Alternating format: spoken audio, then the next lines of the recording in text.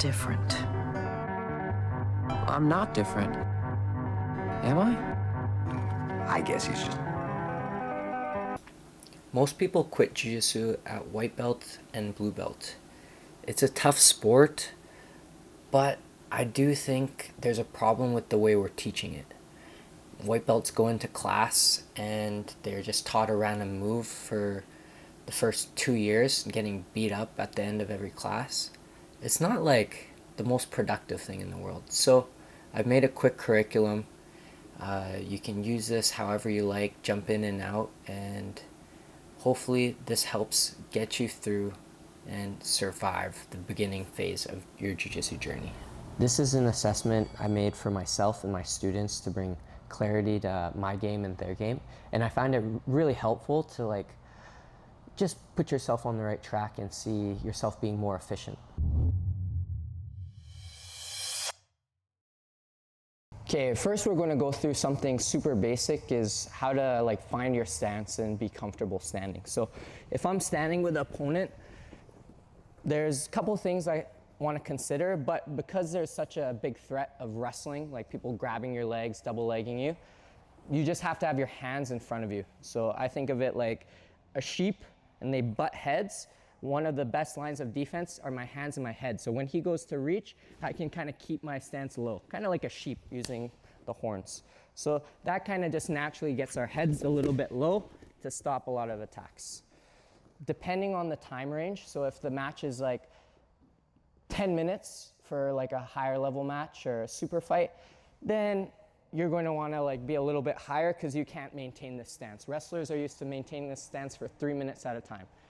Jiu-jitsu people will not be able to do that. So sometimes it's a little bit more relaxed, but if the matches are short, like white belt, blue belt matches, 5 minutes, then you might want to be a little bit lower, a little bit more intense here. First thing for movement-wise is you don't want to get out of position too much and overcommit. So we're going to do a down block. A down block is essentially lifting up your leg. When you're alone or somebody's shooting from space, you can put your hand down and lift that leg. Or if you're touching them and they're shooting, you can just lift your leg and get back in your stance right away. So this is a really easy thing to not overcommit, over sprawl, anything like that. Anytime Janek's reaching, just popping my legs up. If it's a little bit fast, like an outside shot, we can kind of keep our legs back if I see anything coming. Okay, this is just an easy way to stay in good defense. Okay, now once Janek gets a little bit faster, shooting a little bit harder, he realizes there's more lines of defense. I might have to be a little bit more committed with my movement. So instead of doing a full sprawl, which would look like this, it wouldn't make sense in any of the shooting context.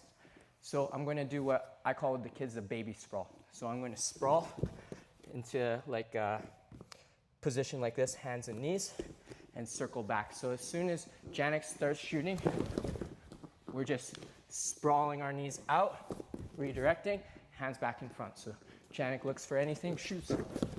We're back in our stance. Okay, it just makes it hard for him to get inside. Lastly, normal sprawl. This is anytime he's actually connected to my hips. I need to get his hands, head back down to the mat, pushing the heads down, getting our legs back, sinking our hips, making them give up. Then we can start going behind for our back attacks. Sprawls usually happen for double legs, single legs, high crotches, where he's really in deep. You can even go single leg. And I push the head down, I kick my legs back and sink, and I can start going behind. So if you use those three, down blocks, baby sprawl, full sprawls, you'll be able to fend off most leg attacks at the basic level. Another thing when I'm baby sprawling is re-attacking. So he shoots, I'm going to baby sprawl so that doesn't happen. Now I'm in a good position where I can start re-attacking. Okay, so I'll do for Janek. He's going to get used to a baby sprawl. So I'm going to shoot, goes away, I pop back up, he takes my legs. One more time, I shoot, I'm back up, he's lower than me, he sees the shot. Okay, that's a really easy way to start going from defense to offense.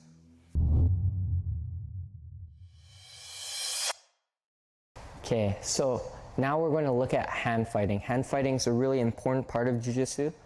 that kind of determines how the fight standing goes. So if I'm with my partner, the main grips that we're looking for, especially from a long distance, is collar grips. Okay, this is one of the best ones because it accesses her posture. Okay, and I can use it just to keep that distance better than, let's say, an arm. I can still close that distance. So this is one of the best ones, especially framing on the collarbone or higher is one of our best options. The next big grip that we usually use is sleeve grip. So we're trying to grab the sleeve, grab the wrist, but we want to have dominant control. So I like to call it dominant grips. Every time I'm in a stand-up match or in a tournament, I'm looking for dominant grips first. So I try to beat them in this grip fight to have dominant grips before them. This way, let's say she's right-handed, she can't use her right hand to attack me. I'm closer to the off balance than her, and I'm just going to be ahead everywhere. However, it's really likely that she's equal with me and grabs my collar. Boom. Now we're in a neutral fight. Okay? I could do attacks here, but they're all going to be a lot lower percentage. So I always have the option to break grips, come back in. I could do breaking grips like 2 hands on one, popping. I could use my elbow to swing, breaking, making space. If they have my sleeve, I could circle my hand out to break the grip. There's a lot of different things we can do here, but usually we're just trying to disconnect their hands and manage that space until I see a chance to connect. We want to have strong grips on them so it's harder for them to break. If they're focused a lot on breaking, it might be a good opportunity for us to attack. So the hand fight is always just knowing what your goal is. Some people do cross collar grip, some people like underhooks, but a hand fight is just getting there before the other person. And just understanding that is going to be half the battle. Okay, so a good drill you guys can do is when you're with a partner at open mat or every time you're sparring someone standing, is looking for a set of grips. So for example, for me, a lot of the time it's collar sleeve. Some people look for a sleeve underhook. Okay, some people do double collars. It's up to you, but make sure you have a lot of reps against a lot of people fighting for your grips. This is how you'll develop skill hand fighting.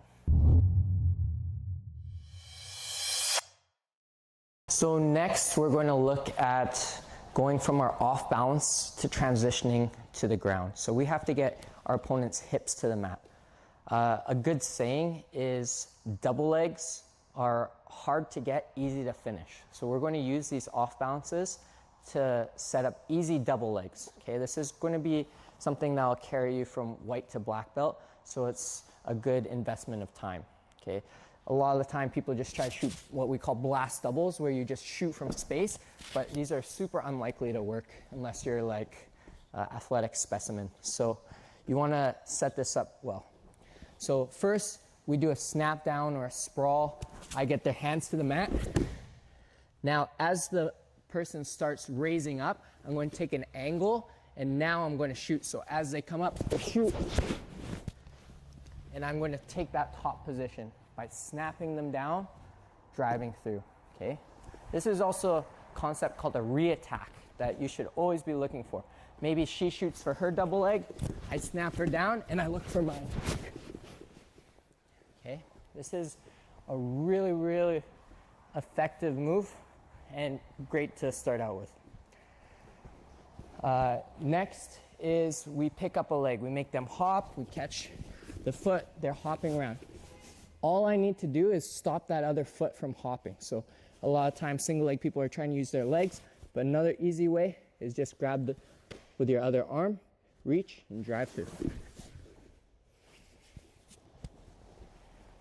Finally, we get a rear body lock. So something happens, maybe I do a duck under, I'm behind them, okay? I'm in a position like this. She has a hard time seeing what I'm doing, knowing the next move. Usually they're turning into me, and I can just drop, hugging the legs together, and getting a really easy double leg that they can't ever sprawl on because they're starting with me behind them. So a really good way to think about it is with our transition to ground, we have to get the hips down on the mat, but we're going to use our off balance to set it up first. So set up, get the hips to the ground. Double leg's one of the simplest ways to think about it, but we can also do a bunch of other attacks as well. So in jiu-jitsu, we can go into an attacking position on our own terms without the takedowns. This is why older grapplers tend to like jiu-jitsu, or people with like any kind of issue with their body, knee injury, shoulder injury. They don't want to do high impact throws, the wrestling. They can bypass all that by going to the ground on their own terms with a guard pull. So I'm going to show you guys some easy guard pulls. So number one, I call it the plop. You're just going to sit down, you get your grips. You have to make a grip before you do any guard pull. You're not allowed, in competition, you're not allowed to just sit down, okay?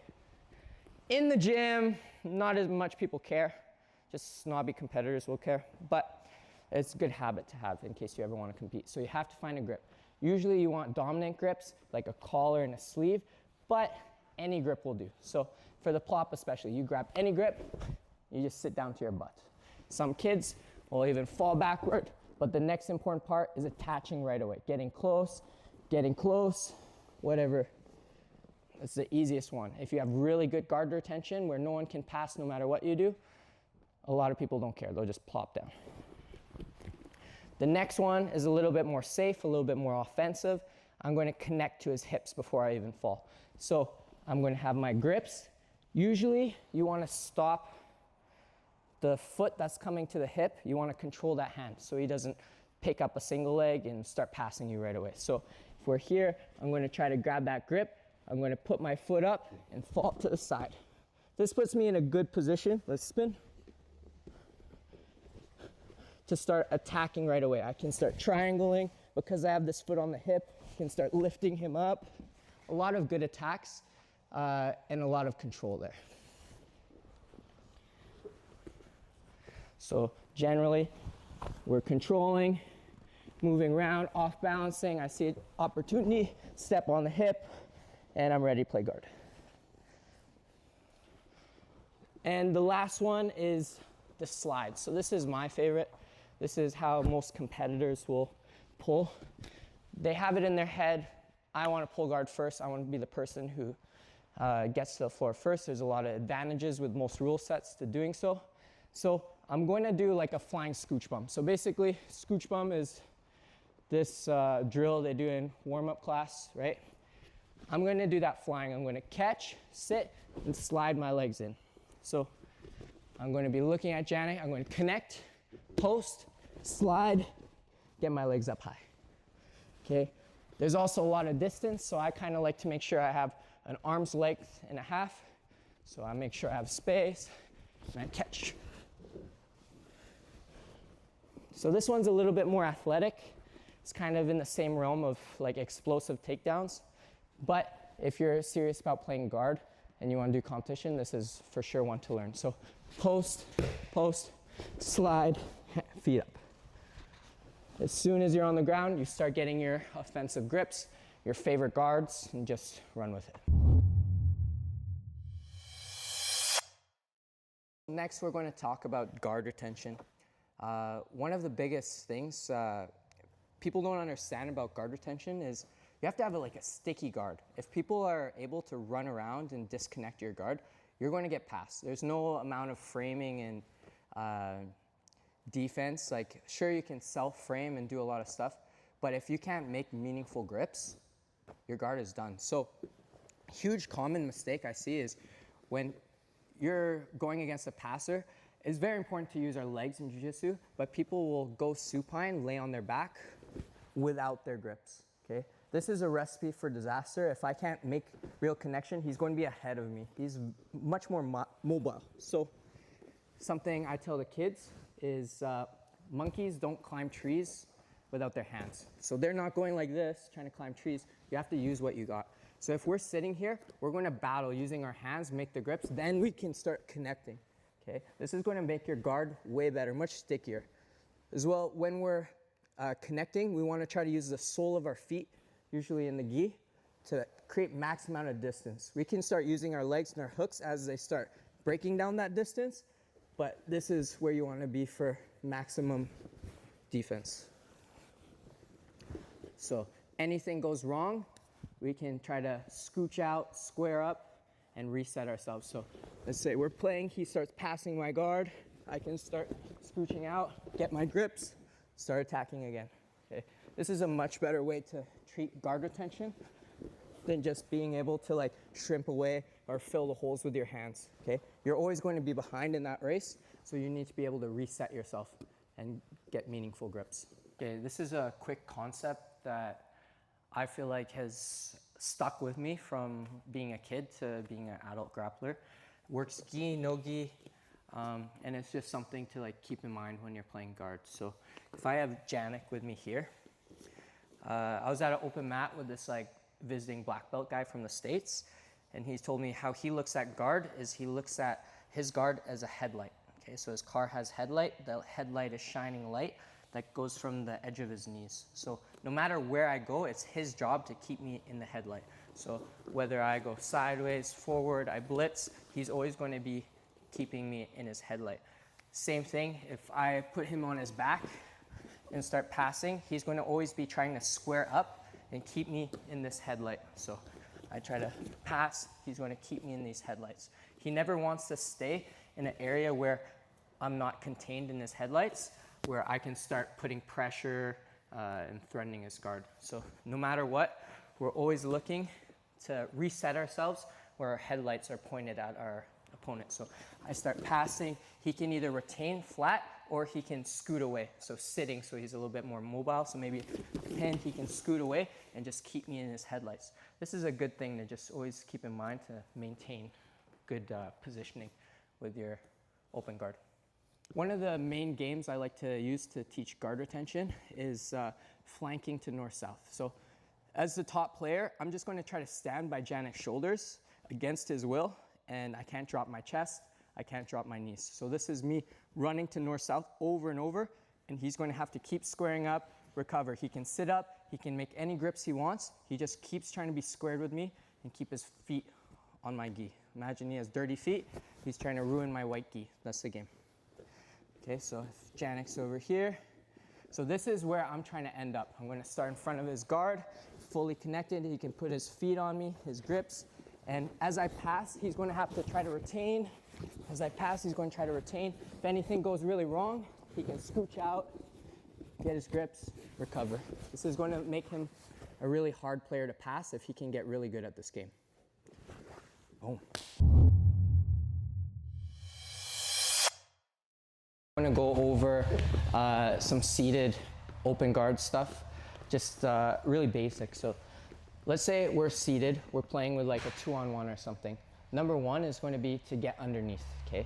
So underneath could be anywhere where I'm underneath his hips. So maybe single leg X, inside position guards are really good for no-gi. So we pull ourselves in, get single leg X. I'm in a good position now. This is a good way to enter and progress from seated open guard.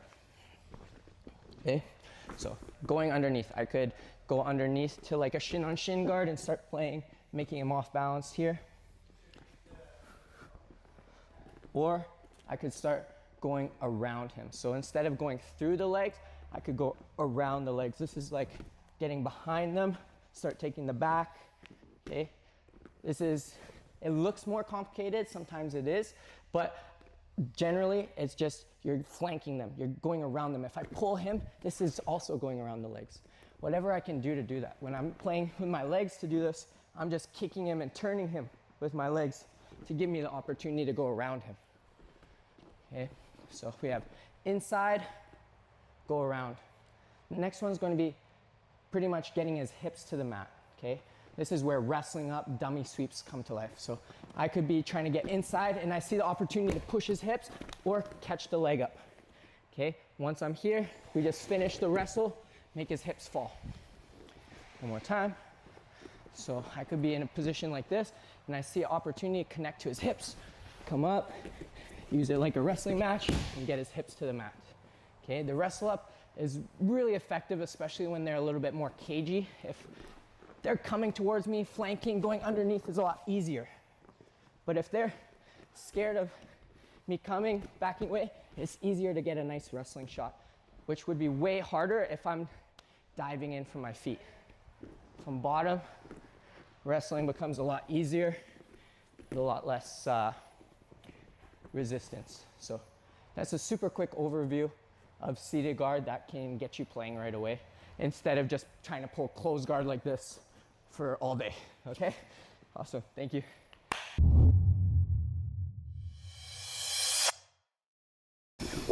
So really quickly, we're going to talk about how different tools in guard operate and function differently. So if I choose to be a double sleeve player, which means I grab both of Janek's sleeves, it's going to be a lot harder for him to grab my legs. So by that nature, it's better defensively for me.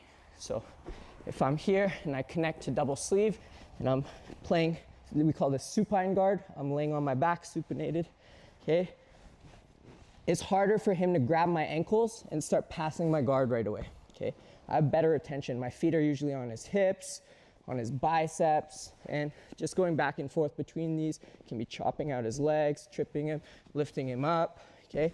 It's better control. I can start lassoing, can play spider. It's really great.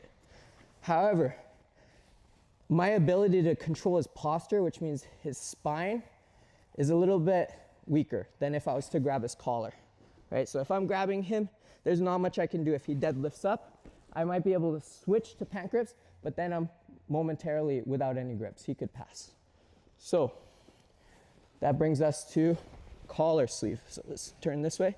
If I have a collar and sleeve guard, it's a little bit less defensive. He can grab my foot, so I have to actively be pummeling, beating this little grip fight here. However, I have the power to at any time pull him down. It's much better for triangles, better for arm bars, omoplatas, a lot of these attacks, but it will always leave me a little bit open to getting behind him here. So depending on like how you like to play, how you see yourself playing, try both. Play this double sleeve game, play around with it, more spider, lasso, these kind of sweeps, or a collar sleeve guard where you're a little bit more offensive, shooting submissions right away. It's up to you. You have the retention with the double sleeve where it's harder to pass your guard, but then more offense, better submissions from the collar. But in open guard, this is like my bread and butter. We'll show a good example for Nogi to help it make sense, but try to apply this in a lot of different situations if you can. So I'm going to start in guard. We'll say we're in single leg X, catching here, okay? This is called the bobblehead theory for me. I imagine Janek has a big bobblehead, okay? Now, depending on which way he's leaning is going to be the direction I'm going to try to sweep him, okay? There's no point in fighting his weight. So this is kind of like weight management sweeping. So if his weight is in one direction, it's going to make sense to sweep in that direction. For example, if I try to do an ankle pick sweep where I'm knocking him backwards, he's going to lean forward. He's going to put his bobblehead this way. It doesn't make sense. Look, I'm going to go 100% that way. Nothing. But if I try to pull him forward a little bit, it's going to be minimum effort, okay? Same goes if I'm trying to pull him forward and his head goes up, his head goes this way, it's going to be really hard to sweep him back this way. Like I could kick in the butt, do everything right, he's probably not going to go down. So in this situation, this is the perfect time to start knocking him back, okay? Because with the bobblehead, if you imagine, if he's starting to lean over, that's going to be the perfect time to help him fall forward. If he's leaning up, that's going to be the best time to catch him backwards, okay? This happens all the time. Let's say we're playing any situation with our feet on the body. If his hands go up, or his head goes up, sorry, it's going to be easy to start tipping him back. That's the best time. But if he comes forward, it's going to be the best time to tip him forward. You want this guy to be like on ice slipping around, okay? You don't want him to be making grips, passing your guard. If he's off balanced all the time, falling in his butt in his hands, it's going to be really hard to pass your guard, and you're going to see a lot of opportunities to attack. A lot of the time we like learn these techniques and then you just go for them, right? So for example, I want to do an arm bar. Usually like first time I learn it, I'm just going to go for the arm bar. I'm not going to set up. I'm not going to like trick them, okay? This is wrong, okay? You're not going to get anything if, especially after the first time, you lose it, you try again, they're going to see it coming, okay? That's why you always have to be setting them up with surprises. And our surprises are off balance. So if we have step by step, let's say I make a grip, okay? Grip is step 1. Step 2 is going to be off balance. So maybe I get my legs involved to help me and I off balance him to his hands, okay? Now is the time where I can start shooting for closed guard, shooting for triangles, shooting for arm bars, okay? Whatever. But it all comes from this push-pull faking setup. So another example of this is if we're in closed guard, and I could try to off-balance him backwards. For example, a bump sweep, we go bump. He's not just going to fall over, he's going to come back, but that's a great time to start attacking stuff. Jumping, going to triangles, starting going to omoplatas, okay? Versus just going for an omoplata. We're going here, not setting up, he's going to get out of here all day. But if he's coming into me, it's going to be a great opportunity. Another example, we ankle pick from standing. So I'm here and he just opened my guard. I knock him down. He's going to come back into me, right? I'm going to pull him into my attacks. Okay, that's the best way to play it. Off balance, you see an opportunity, they're trying to get back into you, then you capitalize. You get closed guard, you get triangles, you get arm bars. Okay, that's a great way to expand, learn moves, set everything up. But don't just go in and try to like spam that one technique. You got to play it like a game, okay? That's it. Just remember, you got to surprise your opponent. A lot of off balances to set up your attacks.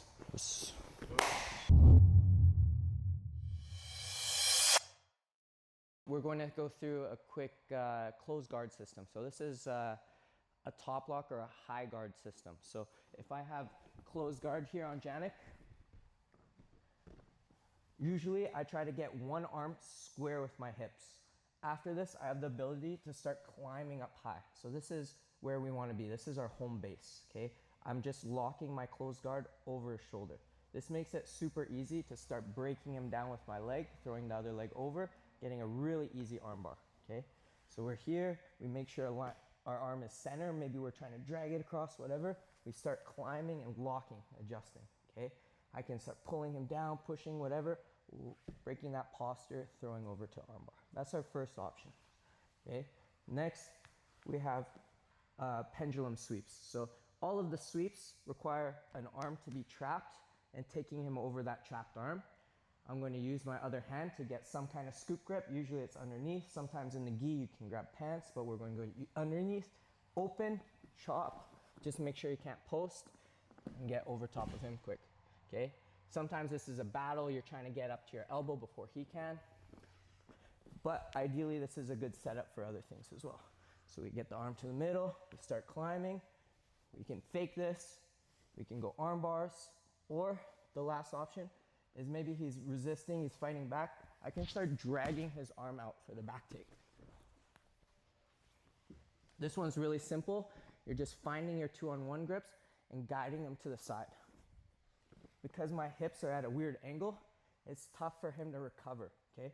It's hard for him to get his arm back to block. So as soon as I drag this out, I have a nice angle to start climbing over top of my partner. For closed guard, this is one of the easiest systems to just start attacking right away. Doesn't require that much flexibility, but I will say closed guard in general, if you're lankier, the better.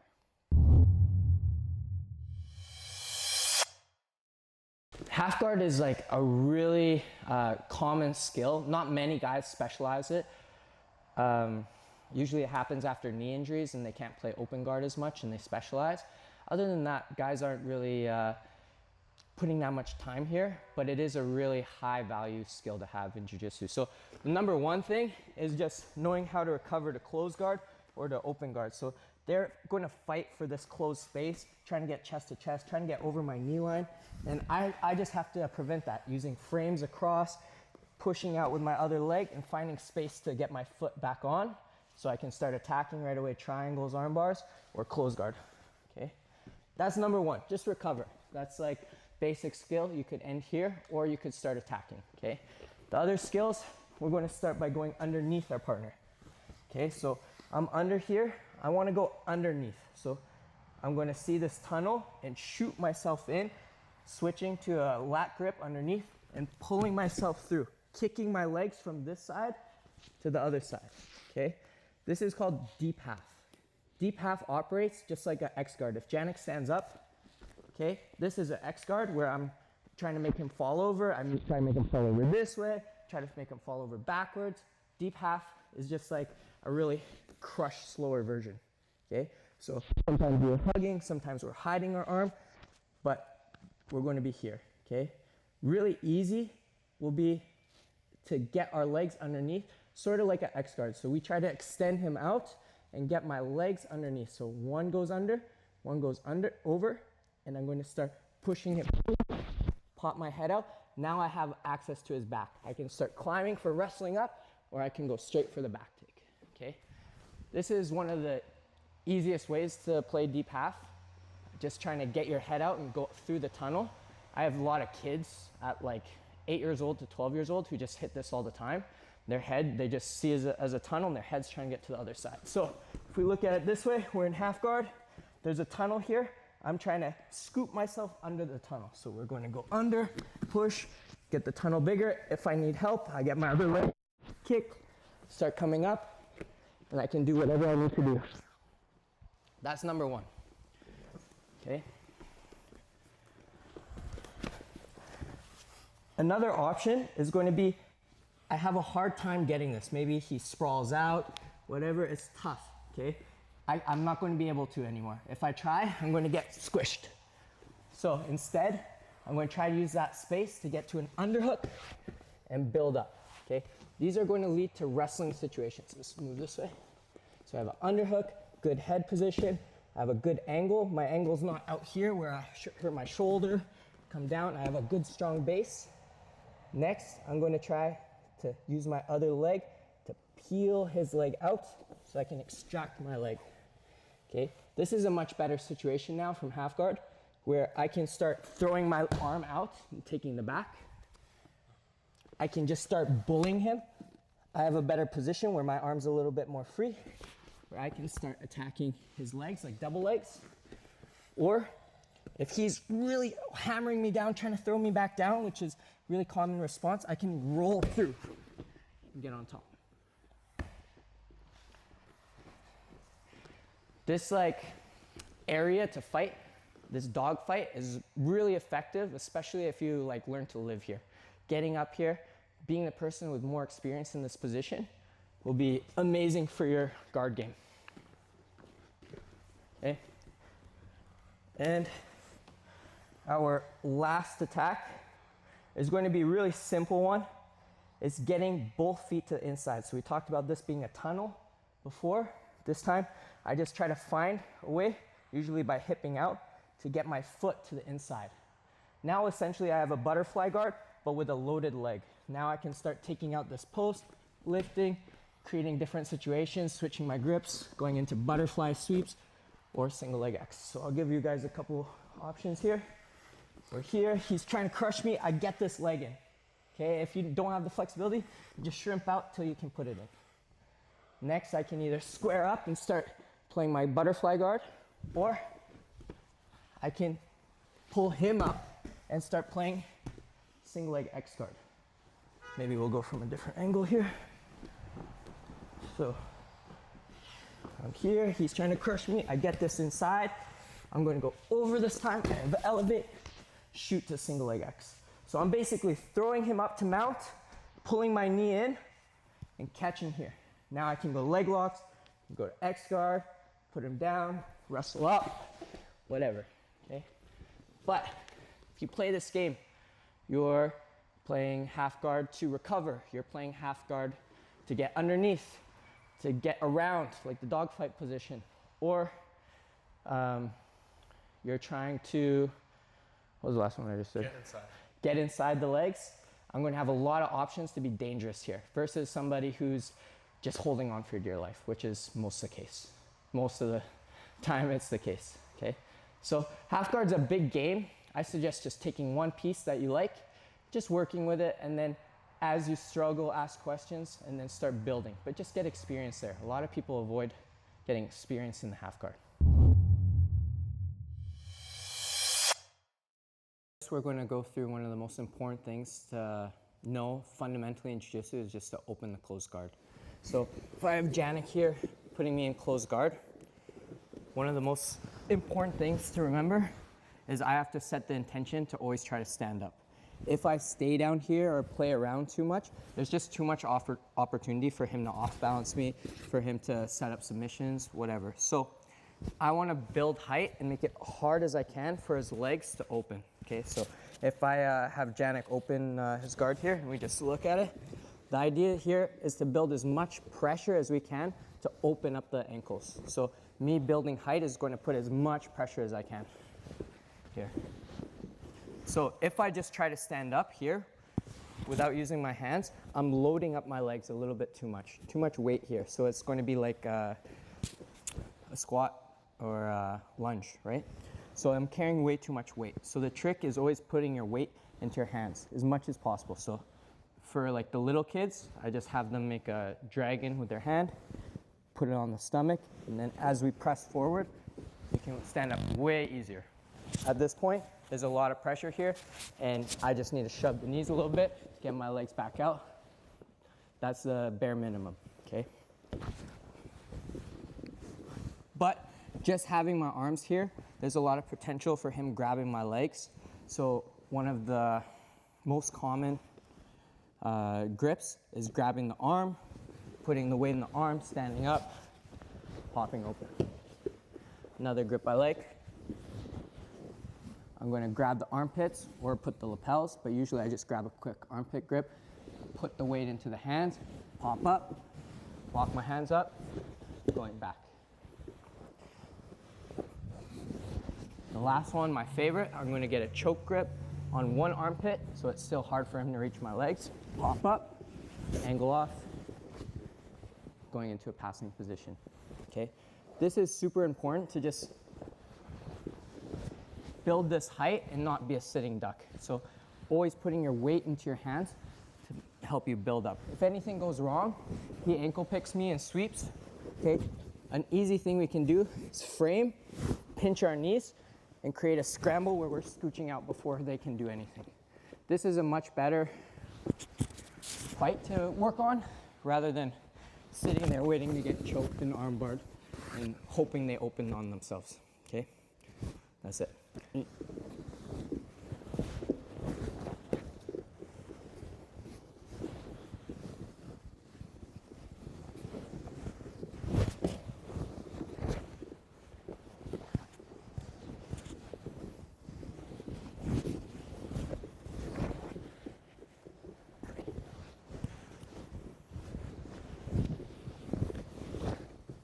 Next, we're going to talk about how to grow this. So let's say you want to work this, you come to an open mat. First game you can play, I'm just trying to get out, free myself of this without having my butt hit the mat. If my butt hits the mat, my partner wins. If I can build the height and open their legs and stay in a good base, I win, okay? So in this, we're managing each other's hands, we're hand fighting. I'm trying to put pressure in my hands while they're trying to constantly pull me back down. If I get too high, they're going to grab at my legs, all this kind of stuff. If I fall over, that's game for me. But if I can open the legs and be in a good base, then I win. That's the first game you guys can work on. Next, we're going to scale up, make this game a little bit harder. We're going to give Janik an advantage. We're going to have him using a collar grip. This is a really key detail for posture. If he can keep my posture low, it's going to be really hard to put pressure in my hands and start standing up.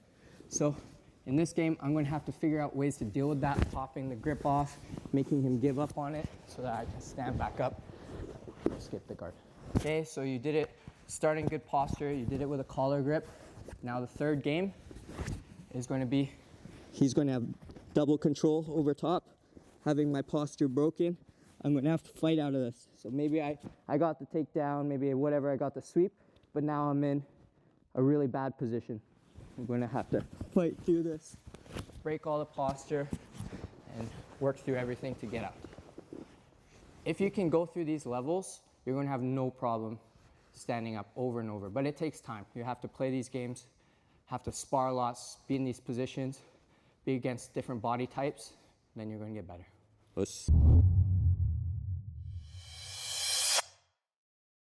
So now we're going to go through the basics of passing. First, we're going to do far distance. So this is the easiest one to understand off the bat.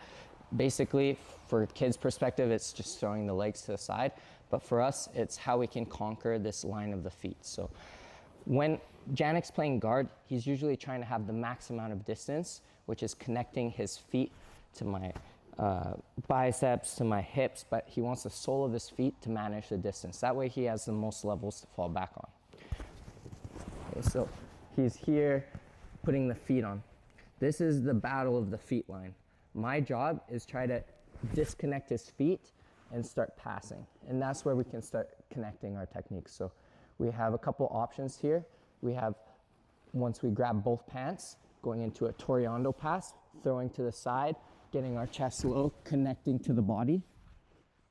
Scooch up for me. We also have leg drags, where we use both pants, but we only drag one through so that we can pin the hip with our knee, start anchoring down with grips and getting nice and tight to finish our pass. As well as throw-bys. So throw-bys are a little bit more athletic. We're throwing the one really hard to open up the space and diving our body in to grab and hug as tight as possible right away. So these are like the main ones that people use to battle the feet line. So any kind of guard they're playing, we try to get the feet off, throw-bys, Toriandos, and leg drags. So just to start outside passing, these three are a really good place to start. Just focus on getting the feet off, redirecting to the outside, and trying to get chest to chest.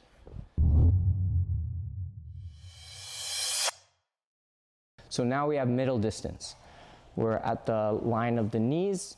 We got past the line of the feet, but their defenses are still up. When we go to get chest to chest, their knees block us. So let's say I got past the feet, or we landed here off the guard pull. He's blocking me with his knees. Now, it could be any of these situations, but I'm running into his knees that I don't have the opportunity to get chest to chest. So I'm going to look to put that forward pressure and redirect myself to the outside. So that could look like a knee cut, where I step in and slide myself across, getting an underhook on the way, sliding through. So one more time. Maybe his knees are in the way. I'm going to try to get to the inside, underhook, slide my way through. This one's a favorite for like the kids' classes. Every kid has a good knee cut. Next, we have a folder pass. Folder pass is we're in the inside, we can't knee cut, so we fold their knees over and start sprawling out and around to get our pass. And finally, to spice things up, to kind of keep them guessing, we're trying to do our knee cuts, trying to do our folder pass, but any time we try to make a grip on the pant, grip on the collar, we're going to go knee, elbow, and do a big long step. Get out, and we can drive ourselves back in. The reason we do this long step is to create a lot of space and opportunity for these other passes. If we're just going left, right, they're going to start seeing it coming, so we use kind of like a change in space to open things up. So we're going left, right, grab, long step, come back in, cutting in, long step. This kind of just changes the pace, because the middle distance is usually a slow grinding tempo, but adding in a little bit of explosive long steps in between really help your game. So this is a quick intro to middle distance passing, getting past the knee line. So now we're going to go to chest passing. This is kind of like half guard passing, but we're already chest to chest, we're already winning. We beat the knee line, we beat the feet line, everything, but now we're in a position like this, okay? My number one job is going to keep him pinned. I want both of the shoulders pinned to the mat. I don't want him to be able to rotate and get his knee back in or sweep me over. It just creates a lot of problems for me, so I want to keep him flat. This makes him the weakest possible.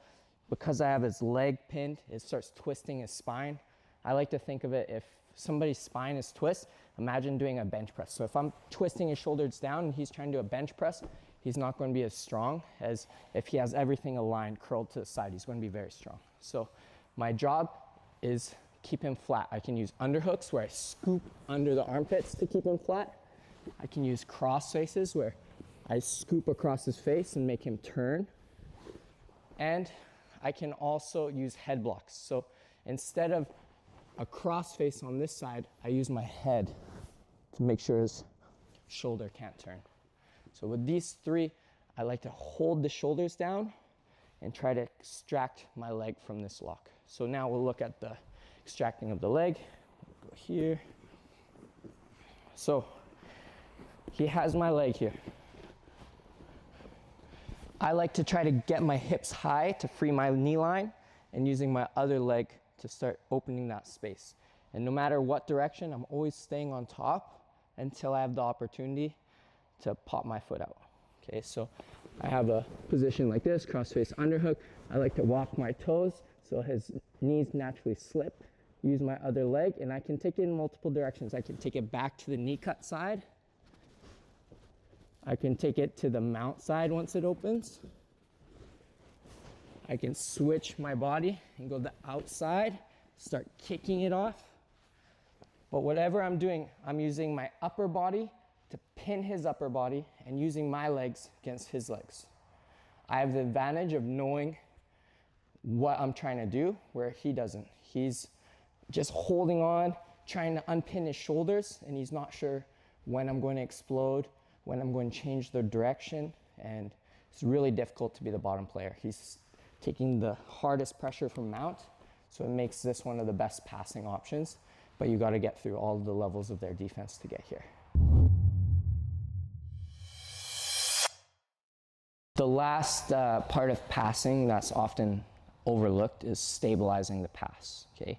So we go from a guarded situation where his legs are in between us and his legs being separated, okay? So this means it turns from battle of guarded to pinning. But I have to make that switch in my brain to make sure I'm doing a really good job at pinning the shoulders and the hips as best as possible. A lot of time people will shoot to side control and not control the hips, and the hips come right back in. So I want to be able to stabilize. So usually we're using tools like upper body for the shoulders again, cross face underhooks to keep these shoulders flat. Sometimes we're using double underhooks.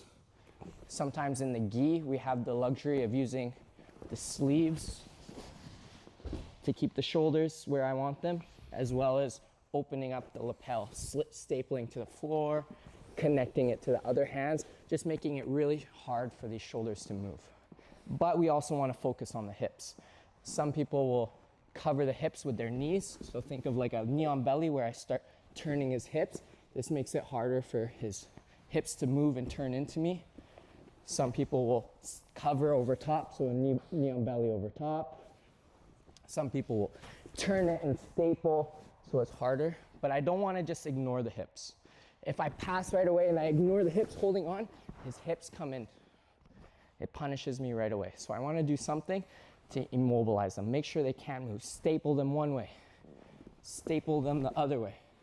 Cover them, okay? Just make it really hard for his hips to be turning and his legs coming in front of me. This is a big aspect of passing that if you can apply to everything from your toreandos, your knee cuts,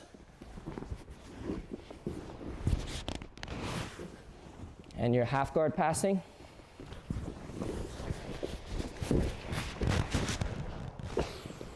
it will help you stabilize the pass and reward your effort.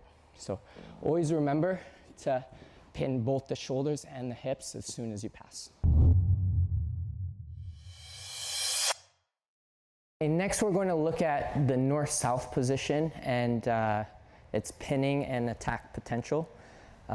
So north-south position, I like to think of it as my legs are facing away from her legs. Okay, this is one of the chest-to-chest pins that has a lot of good pinning potential, a little bit less likely for submissions, but For me, when I first started like holding down bigger people, like going from kid to adult, holding down like the strong guys who could just bench press anyone off, this was one of the first ones that I really enjoyed. So I'm going to be putting my ear to coach's pocket, my pocket to her ear. So I'm going to put my ear to the pocket, pocket to the ear, trying to stay heavy here. My arms are curling in and looking for any turning. So if she starts turning, I can use that to kind of block at the hip, pull up at the shoulder, block it.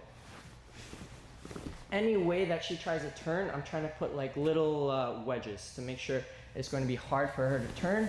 And at any point, I could also hug and scoop. It's kind of like when you're balancing on a board in water, you don't want to put too much weight on one side or you'll roll over. You're kind of just balancing, making sure each corner stays flat. Okay, this is the best part of the pinning in north-south, and it's furthest away from her legs. So if somebody has strong legs, it's really unlikely for them to push off. And we're so close that it's hard to do a good bench press when you're at the smallest part of that range of motion. So now for point scoring potential, we have mainly back takes and mounts. So the mount means I'm doing a good job keeping them flat. I'm going to move towards side control, probably go to knee on belly, walk my hand up, slide over, get my points. This is the quickest route to points if they're staying flat. However, if we're here and they start to turn, they're doing a good job, my best option is taking the back. So depending on what they do and where I want them, I can relieve pressure, I can hold them still and chase those opportunities. So next we have the submissions from the north-south. One of them is really easy. We're in the north-south position. I see an opportunity, maybe they're bridging up and moving around a lot. I see an opportunity to get my arm around their neck and slink down, connect my hands, squeeze. This is a north-south choke. Depends on your arm length and temperament of type of person you are. Personally, I'm not a big north-south choke guy, but I know some people that's their bread and butter. So that's something to look into, see if it feels good for you. Another option is going to be the kimura. So you want to get into this, we call it the dorsal kimura, kind of like a dorsal fin here. As they start to turtle, you step over, catch their arm, put it behind their back, or transition into an easy armbar. Those are probably our best bet from north-south. We could also get a choke if they turtle, and I see the opportunity to set my choke. We're right there near their head, so we're going to have a lot of opportunities to catch collars. But north-south is a really good pinning position, but not as many options for submissions.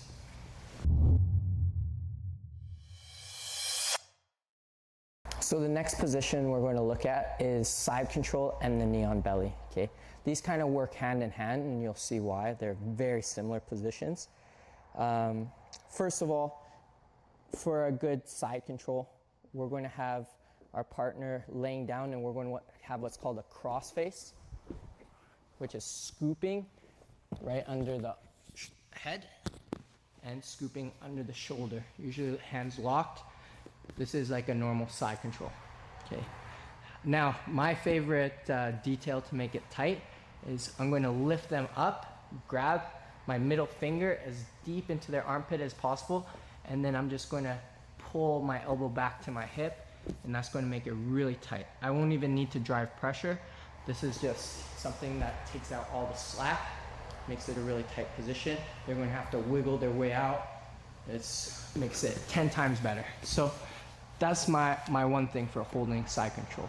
Again, they're always trying to turn their hips and their shoulders. So the weakness is I don't have much control of the hips in side control. So that's where knee on belly comes in. I can start putting pressure on the hips, even from a position where I'm here in side control. So we kind of use these knee on belly and side control to keep the pinning. Another main avenue we're going to look at is going to mount through the knee on belly, walking the hand up, going over to mount. That's an easy attack. But the other main one we see is a top crucifix. So I'm going to put my other knee over top of the elbow. So if we're over here, side control, I'm going to start sitting out, put the elbow down, and put my knee over top of the elbow line. So my knee goes over top, pinning it. So I have them in this crucifix position. From here, I can start going towards the dorsal kimura type positions, arm bars, kimuras, things like that again. Or I can go towards mount, but I'm much closer to submissions like triangles, arm bars, things of that nature.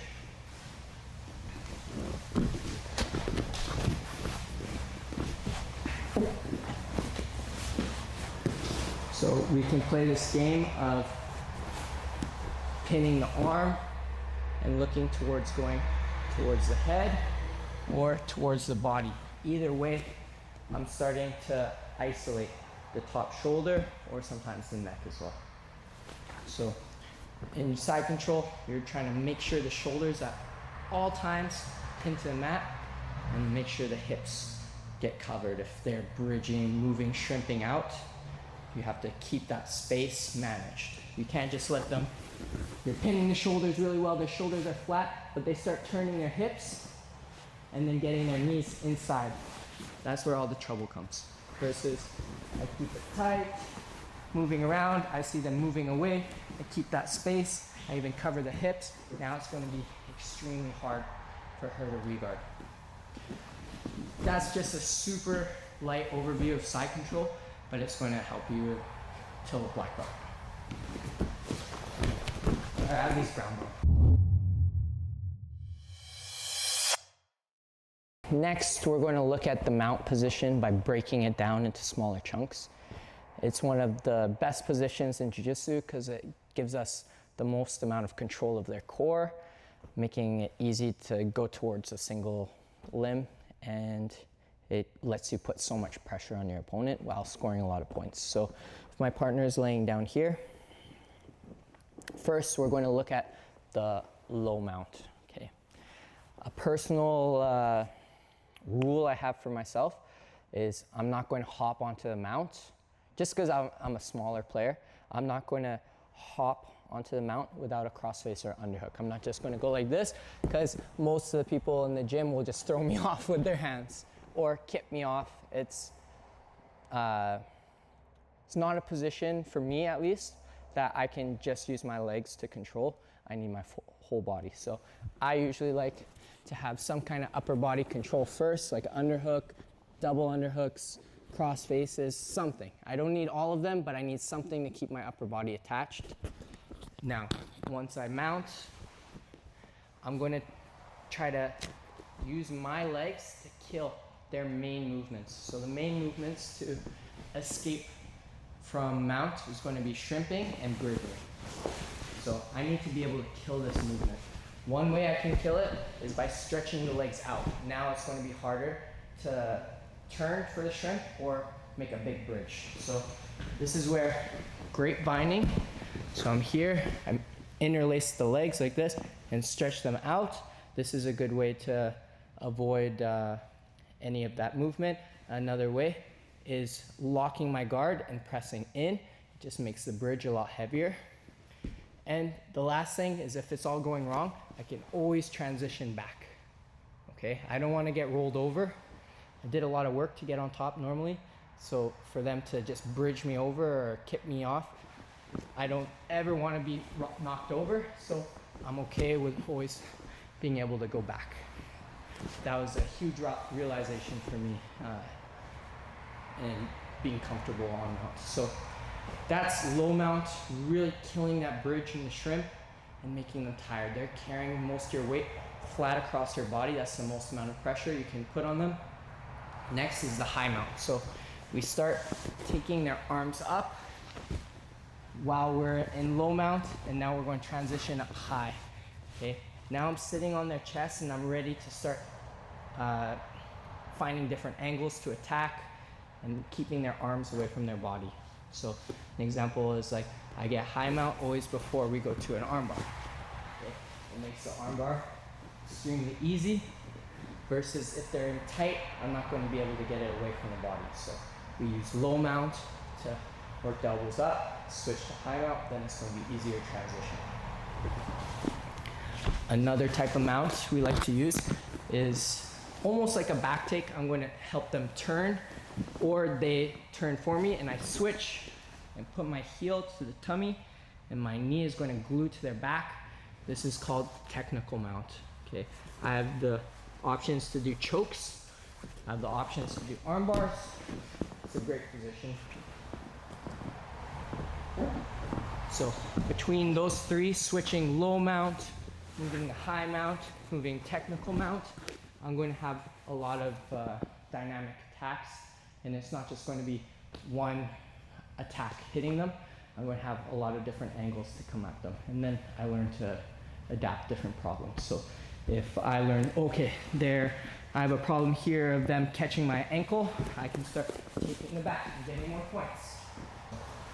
If you can be really good at mount, that's like a huge game ender and a good way to wear your opponent down over time. We're going to go over the turtle position, breaking it down. First thing, I want to make a distinction. There's a closed turtle where somebody's in really tight with their elbows. They're playing a game where they're trying not to let me puncture any hooks or any seatbelts, versus an open turtle, okay? Open turtle is where they're moving, they're opening up, they're moving around, hands are posted, they're starting to get up. There's a lot more opportunities to attack hooks and seatbelts on an open turtle, but there's a lot more movement.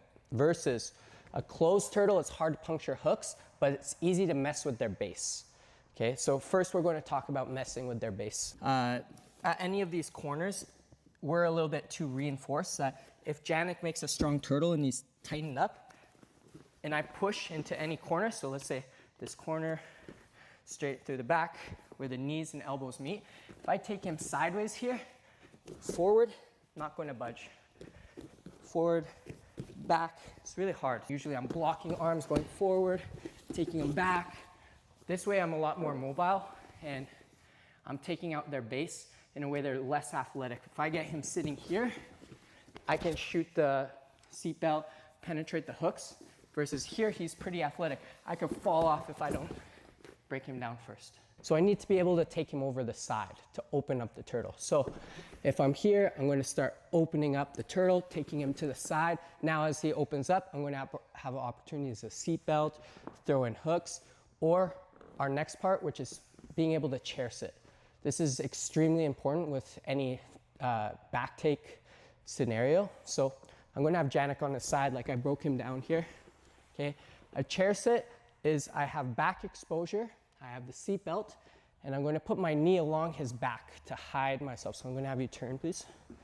So I'm going to have my knee along his back, hiding here. So when I sit, he's going to roll over without doing anything nasty to my legs. So I'm sitting here, I throw my leg over if I can, or put one hook in, and I'm going to sit from one hip to the other. I'll never steamroll myself. Imagine if there's a 300-pound person and I go backwards, steamroll myself, won't work out. So I go from one hip to the other hip without taking any pressure. Get my hooks in, I'm good. So if we combine these from constantly looking to chair sit, break them down, break the hip, we're going to be able to puncture hooks at any time. Okay, this is a great game to start off as a beginner, always looking to break them down and chair sit at any point. And if you see them open up, you try to hold them down, get your hooks in. First, we're going to look at control from the back. So the back control has two main parts. We have the seat belt, where we're controlling the shoulders with our forearms, and the grip to just keep the circuit closed and make sure it's tight so I don't fall off. Next is to stop her legs from moving around. Two, just so she doesn't turn each way, and I'm staying tight like this. For points, we use the hooks, but once you get your points, you can start locking it on the side, body triangling, stuff of this nature. Being really tight though is always going to be a key. Okay. Next, we're going to look at some attacks. We're separating it into two different areas. One is going to be the pillow side, one is the underhook side. So if I have coach over here, we're going to fall to the pillow side. So I have my seat belt. If I have this elbow up, this would be the pillow. We fall down, boom, we're here. Okay, this is the best one that for chokes, where head naturally falls in. Usually this is going to be the easiest time to get it under, and I can start going for rear naked chokes right away. I can start going for collar chokes right away. For the underhook side, we fall in, underhook side. This one's easy to climb our legs nice and high and start trapping arms for one arm style chokes, as well as pushing the head away, getting into triangles and arm bars. The back take is usually favored by smaller players because they don't have to take bigger players pushing them. They're faster to flank and get on their back. So it's always a good option to be nice and tight. It's also favored by really long players, so they can use long legs to make really big triangles, and a lot more space is covered. But see for yourself if that's something that you want to add to your game. North-south is a tricky position. There's a lot of pressure there. I'm going to show you three main avenues that the escapes come from, and you can kind of bounce back and forth between those ones. So one is going to be mainly from the bench press. You're pressing them off, getting your legs in. So I'm going to use my knee to start cutting across and spinning myself. So I'm going to be pressing off, and my knee is going to come across, and my legs are going to come through that pocket. Okay, so with more pressure here, it's a lot easier said than done, but I load my hands near the armpits. I'm going to load my legs and pair the bench press with a bridge.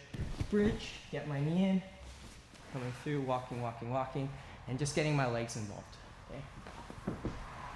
Some people are super flexible, and as you're trying to pass them to north-south, you can even get their ankles in and fully across and invert right away. Personally, I don't really do that as much anymore as I'm getting older. Sore back, but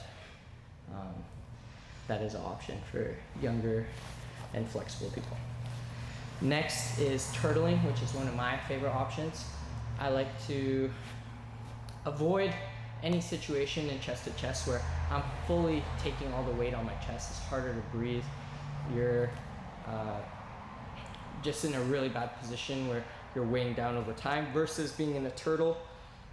You can wrestle, you can breathe. It's a little bit of a better situation, especially if you have good back defense. So we're going to be here in the north-south, and my job is to be able to rotate.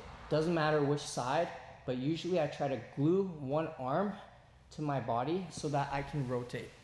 As she's holding, fighting, I'm going to just fight to rotate, keep myself nice and tight, and usually this has opportunities to start breaking away or attacking single legs, double legs. Okay.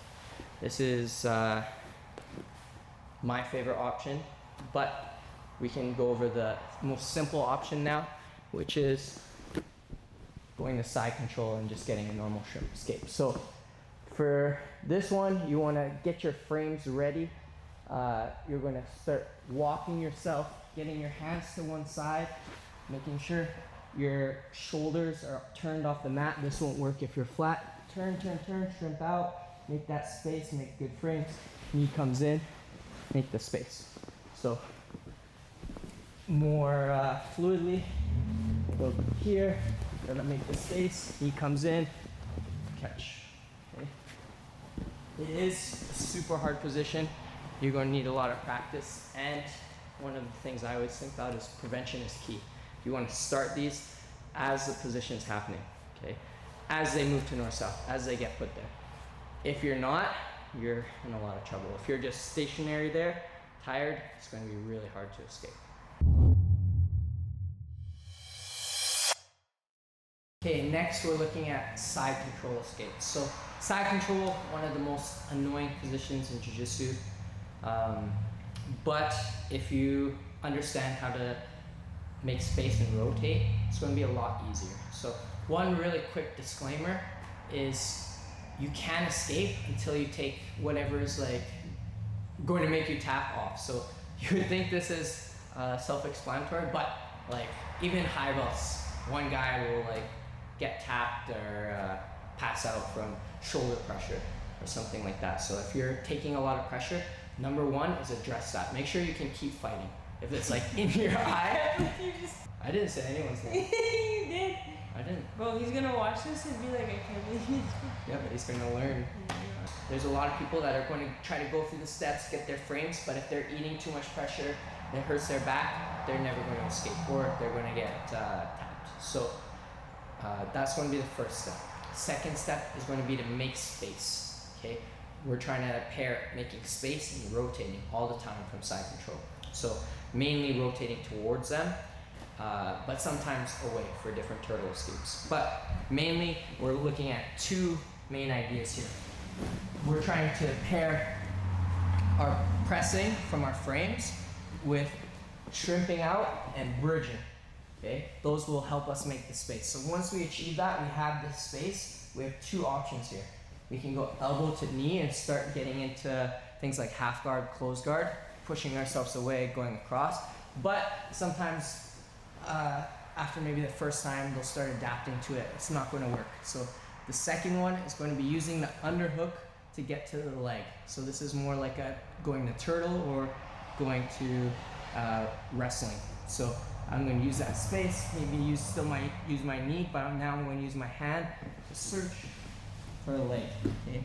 This is one of my favorite escapes, and it pairs really well because if she sprawls, gets her leg back when I'm trying to reach it, it's going to make a huge amount of space for me to come back for the close guard. So if I'm here and I try to make this knee come in, she's going to bring the knee closer to keep that space. Now I can reach for it, but if she stops and sprawls back, now that knee can come through and she kind of falls off her base. So pairing these together for me has been like magic for years just to get out of side control. Pairing the shrimp and elbow escape to underhook and getting to that single leg. Usually I'm just looking for close guard, but sometimes you even get that single leg and start getting on top and playing your game. Next is the mount position we're going to learn to escape. First, I'm going to show you guys the defense position. This is something I learned as a kid and I've been doing it since. It has a lot of pros, a couple cons that we'll talk about later, but it's basically as you're in the mount position, or here, I'm going to turn to my side, have my feet planted in the floor, elbows in, head tucked, everything's defended, and I'm ready to catch the legs, I'm ready to push. I'm in a good position. So if I have coach here mounted on me, and as she mounts, we always want to try to get to this position, right as she mounts. It's going to be even a little bit awkward. Like the pressure for her is going to be a lot less because my hips are sideways instead of flat. Okay, it makes it like a higher thing to sit on, so there's more space for me to push. First one is I'm going to use my leg to catch this ankle.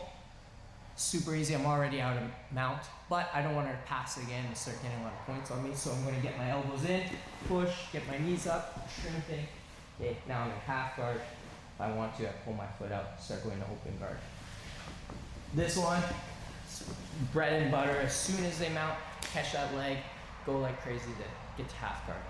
Okay, the next escape is going to be using the same defense position, but I'm going to start elevating and kipping them up. So I'm going to try to get my knees in, hopefully like a single leg X or a butterfly guard. So I'm here, I'm in defense position as they mount, okay, or I turned here. I want to make sure I have a frame across so I don't get my back taken. So I'm making sure this is on the side. My other hand's going to come support, and I'm going to drive my feet in and start elevating, and then I'm going to start kipping my legs inside. So I get my knee to my elbow, start doing sink leg X. In no gi, much easier.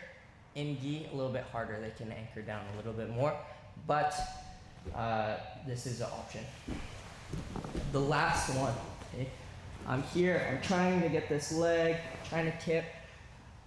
I see them start trying to dig underhooks or overhooks. Now this is a good time to bridge. I'm going to go and start stepping over, and my other leg's already loaded, and I'm going to start bridging over into any top position, usually into the closed guard. Okay. It's not the best to end up in the closed guard. However, if you need to get out, that's one way that happens quite a bit. So we're pairing going around the legs like a half guard escape.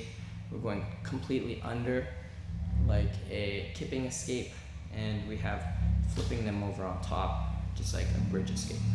Those are my main 3 for mount, and serve me well. Hopefully it serves you well as well.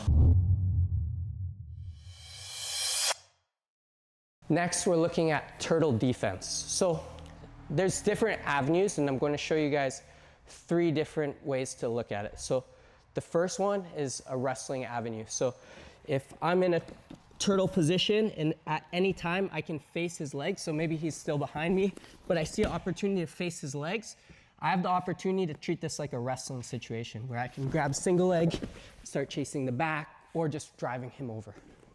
Okay, that's one option, easiest option. I'm always looking for it. The next option is if I can get him directly behind me, I can start looking up and opening his hands. So I'm just looking to stand up. He's here, I keep the hands away, walk away. Okay, this one, you need a little bit of athleticism to pull off, but it's a good one to pair with the wrestling forward. The last one, I call this baby judo for the kids. When they're looking for a seatbelt, they're on my side. I'm going to try to yank his shoulder down, look for an underhook, and take the top position, okay? Usually this happens in motion, so as Janik swings to my back and gets a seatbelt, I catch, throw myself on top, okay? The next one, as his arm comes to the other side, they call this a maki komi roll. He's going to go for the seatbelt, and I'm going to trap this side. I aim myself towards him so he won't have a post, and as I roll, I catch the top leg, take the top position, okay? If you're using these 3, wrestling, standing up, and using a little bit of baby judo, it's going to be a lot easier for you to be comfortable escaping the turtle. Back escapes, it's 2 avenues. There's the upper body avenue and the lower body. Usually at some point you're going to have to spin and face them, because one of the major problems is they're behind you, you're not facing them. In jiu-jitsu, we always want to face them. But we have to figure out a way to rotate. Usually it's upper body or lower. So if coach takes my back here, and let's say we fall to this side, so it's easy to see, okay? I'm in a position like this. One way I could address this is taking off what's stopping me from rotating. So I'm having trouble rotating because of these arms right now. I can pull it over my head. Sometimes a sneaky way is you can put your hand on the face, walk it over. I find this works. And then I'm going to use my legs to bridge and turn on top, okay? Sometimes works, sometimes doesn't. This is like a lower efficiency for me, but it's a good one to always try and test. Okay, next is the legs. Legs are more bread and butter for me. I find it better, but I also have short legs, so it's a little bit easier for me for that reason.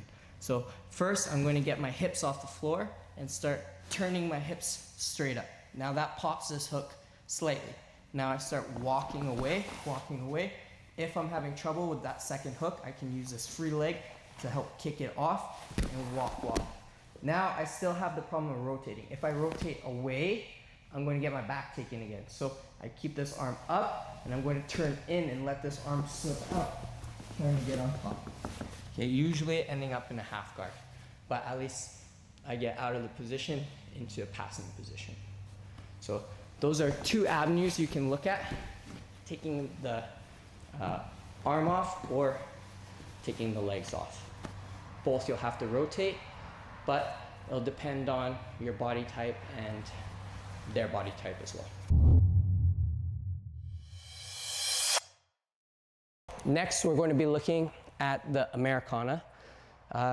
Super simple submission. It's one of the first ones they teach you as a white belt, but I'm going to warn with some like personal experience of where I like to do it versus where I don't. So first we're going to look at it from mount, okay? So one of the biggest attacks from, or escapes from mount is the bridge escape. He traps one arm and bridges me over and I have no post, okay? If we look at me doing an Americana, if I start attacking here, I'm locking up my arm. So if he pulls this in, I don't have any posts. He can do the same movement, take me over, okay? We're going to compare that to his side control. If I do from side control, I find the hand, break him down. It's going to be a lot harder for him to roll me. I'm going to be able to adjust my base, and the same kind of bridging motion won't affect me as much. So now for the setup. Normally, I like to be in a type of side control where I have my hips out using underhook. If you want to look up this position, it's called Kuzuri Kezagatame. So we're here, but it's just a variation, sit out side control. The first thing he's going to look at is framing. He's going to frame in my face. I'm going to look to catch it with my opposite hand, at the wrist, at the hand, and I go to pin, okay? Next, move here. I'm going to square up. I'm going to look for my hand to dive under his elbow, catch my wristwatch, okay? Then I'm going to use his hands like a paint bristle and paint the mat by lifting, rotating his shoulder back to the point it can't bear, and heel tap. So one more time. We're here. I catch with my face, go to the hand, pin, switch to normal side control, go under, wrist, lift.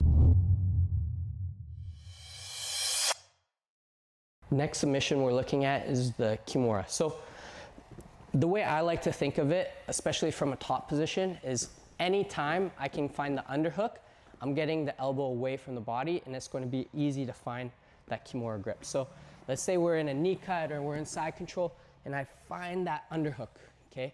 I'm going to use this to create this position. They call this the dorsal kimura. It makes his arm look like a dorsal fin. Okay, so I use this to clamp. I'm going to step over the head, switch my grip to the other side, catch his wrist, catch my own wrist, keep it to my chest, and twist behind his back, okay? So the beauty of this one is we're stopping his ability to escape by holding his rotation. So we cut through, we isolate, make sure he can't move, switch my grip, wristwatch, and slowly go to his opposite shoulder. That's just a super basic way to do it from the top. First, really quick, I'm going to just talk about arm barring from closed guard. Any open guard, there's two types we're looking at. We're looking at shooting and posture. So these are the main kind of guys who are actually getting away with closed guard arm bars. So the one is they're really good at breaking posture. So they have the posture down, they cross the elbow, start getting angled, chomping down, throwing the leg over, catching. These guys are like, not step by step, but they're just so heavy on the head that it's just hard to avoid as they climb, okay? The other guys, a lot of the time, they're lanky, explosive. These guys are shooting up and catching. So it's less technique and more like an extension drill that you guys do in beginner class. They're simply doing this and catching. So one more time. We have our heavy on the head, heavy on the arm, getting the angle, catching. Or we have our more loose snapping. Both super efficient, but you got to figure out which style works for you. Moving down, working the elbows up. We have it secure. S mount, like a 90-90. I keep the arms trapped. I'm going to lean over, throw the leg, catch the arm, two hands on the wrist, take it over a corner. Corner being just my hip, more braking leverage if I take over the hip versus less if I have my body in the way. One more time. Working the elbows up. S mount, keep the arms tight, throw the legs over, two hands on the wrist, break. Okay, so we're in the close guard. Two ways I like to look at it. I like to weave my leg through, or push their arm in, okay? Both accomplishing the same goal. Right now I have closed guard around the core. If my circle was higher, I'd have arm, head, right? I just need to get rid of an arm, whether that's pushing it out or whether that's weaving my leg through. Either way works. We get to this position called the diamond. From here, I gotta adjust. This arm is blocking me from getting any more space, pulling him in tighter. I'm gonna remove this to the side, trap my leg so he doesn't have a chance to posture up, angle, lock, point, and I'm just going to squeeze. So again, we're here, we find our way to the diamond. Maybe I punch, trap, I'm gonna get this elbow across, catch, find my angle, lock, squeeze. And another example, maybe I'm going to side, weave, catch, squeeze. Okay, next we're going to look at a couple triangle options from the top. First being mount. Right now, same thing. I had both arms underneath. All I need to get rid of is the one arm, okay? So I'm going to do the same armbar setup, get the elbows up, slide here, but while I'm playing this game, I'm going to try to slip one arm out of the way, okay? Now I have the chance to grab my own leg just like we did before, lean, lock, sit back up. Now I can go here, grab, or if you're above blue belt, I believe, you can pull the head for the tap.